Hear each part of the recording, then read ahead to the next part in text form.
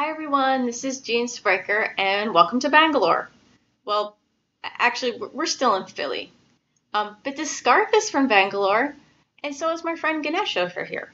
I actually bought him at one of the emporiums on MG Road. Now, when Americans think of Bangalore, we think of IT call centers and, well, actually, there is no and. We just think of IT call centers. But there's much more to Bangalore than IT call centers. Its nickname is actually the Garden City. And long before the IT call centers existed, Bangalore was a pensioner's paradise filled with lush gardens. Now, in 2016, I moved continents to attend a writing workshop there. Anita's Attic is a 12-week writing program sponsored by Anita Nair, one of India's best-selling writers. In our first week at the Attic, Anita told us, "What happens at the attic stays at the attic." Because it's like Las Vegas, if Las Vegas had writing exercises and jalebis.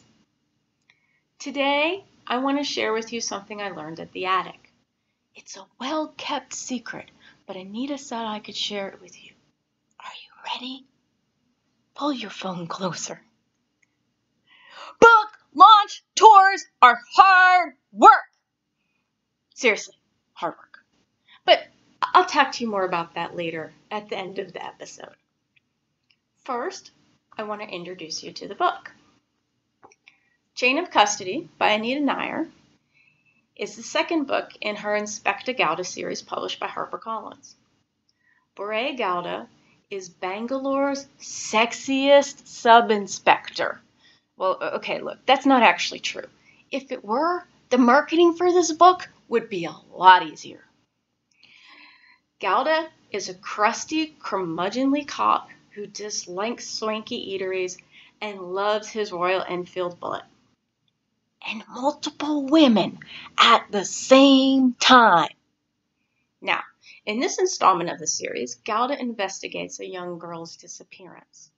And that investigation leads him into the seedy underworld of child trafficking and on the trail of the mysterious Krishna. Chain of Custody, if you haven't guessed already, is in the crime fiction genre. And that's actually a relatively new genre in English in India.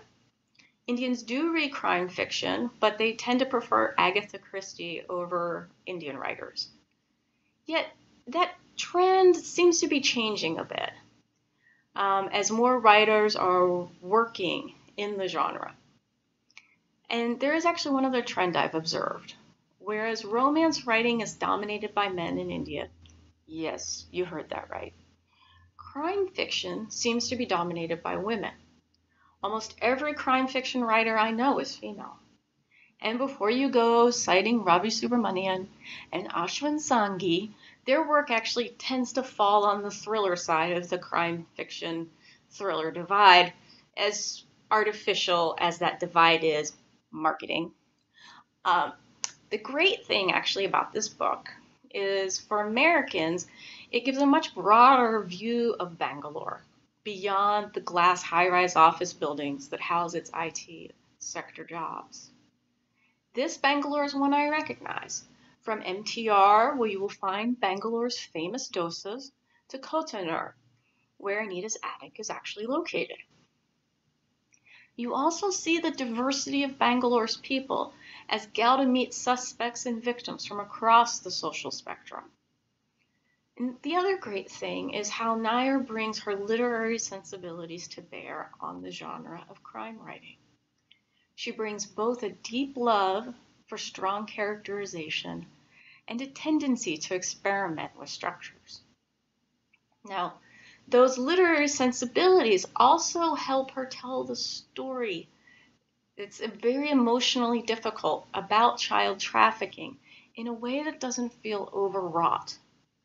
Now, the not so great thing about this book is the romantic story arc between a new character in Santosh, who is Gowda's police partner.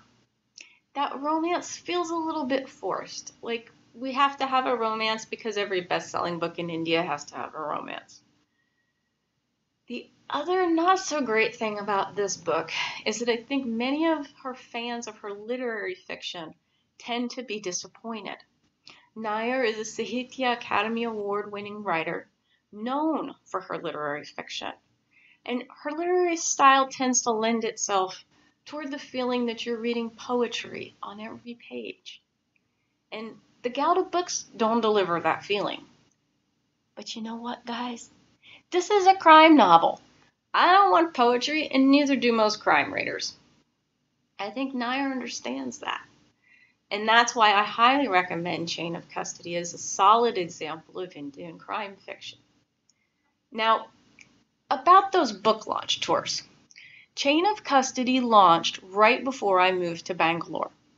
So I was able to see firsthand how tough the promotion schedule was. Anita would spend every Saturday at the Attic. Every week, each writer gave her 1,000 words. That meant that for the next week, she had to review and critique 13,000 words, or about 50 pages. And during the week, I would keep up with her on Twitter, and I would see her posting about being in the airport or at events strung across India.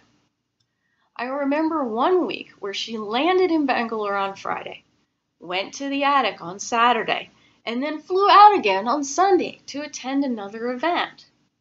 Her schedule was grueling. Crammed into whatever space she had left over, she also had a life. Imagine that. But I also saw that as the book publicity juggernaut steamrolled across India, she would get requests to join panel discussions about human trafficking. And she said yes as often as she could.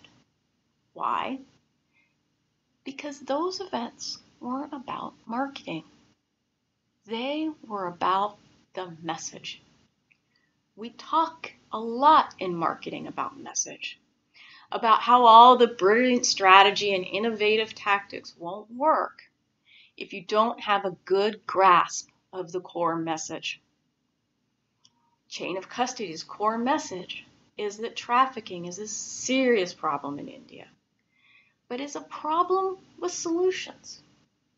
In the book, we meet not only those who are part of the problem, we also meet those working on the solutions. In agreeing to attend panel discussions about trafficking, Anita showed us a writer's duty to write about society's problems and to engage with the world to solve them. That's the most powerful lesson I learned from the Attic. It wasn't something I actually learned in a workshop session, but it's something I could not have seen had I not rummaged around Anita's attic. So thank you once again for joining me. I hope you enjoyed visiting Bangalore. Join me next time when we return to Mumbai once again. In the meantime, you can find me on my blog at jeanspraker.com, on Twitter at Magnolia to Mumbai, and on Insta at Jeanspraker. I hope to see you again soon. Cello.